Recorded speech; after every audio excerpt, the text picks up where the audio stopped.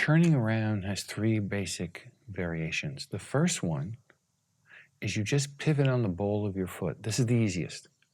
It requires the least amount of balance, the least amount of stability, and its point is to get you to be able to feel what it's like to turn around. Ideally, when you turn around, you have a sense of something going through the center of your head, through your perineum into the ground. And that's your pivot point. So as we look,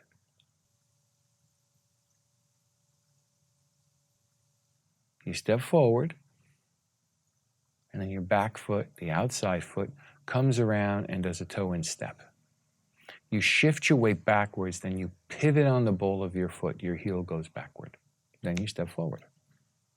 When you step forward, you're ready to walk again. You've changed direction. Outside foot does a curve, pivot on the ball of the foot, step out clearly. Shift your weight.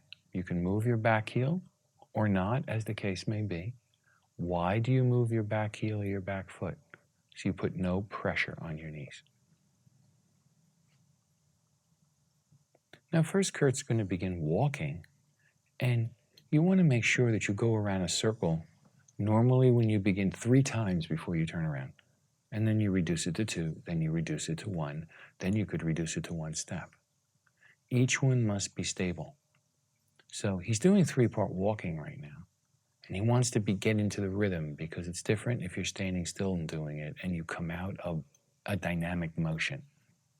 But very shortly, he's going to do a toe in, pivot on the ball, step, shift his way forward, bring his feet together. So it's very important that you do it slowly first, and then gradually you want to make 2 of the pieces of the turn become smooth, and then 3 of the pieces of the turn become smooth, and then all of the turn becomes smooth. Because in the beginning, there's going to be some clunking.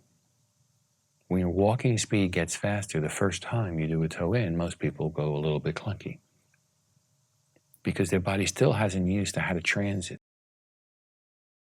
And you'll find this is another place where people get clunky. They get clunky when they step out, because they're feeling a little bit dizzy, they're feeling a little bit, not quite with good balance. So it's very important that you don't worry about you get the whole turn correct.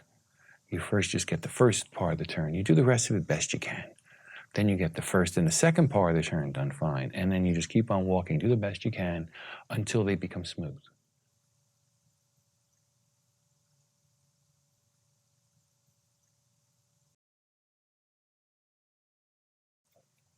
One, 2, 3, and then that goes on for a long time, and then you get to the 4th of bringing your feet parallel. But you don't have the idea that you're supposed to be able to do all of it in the beginning.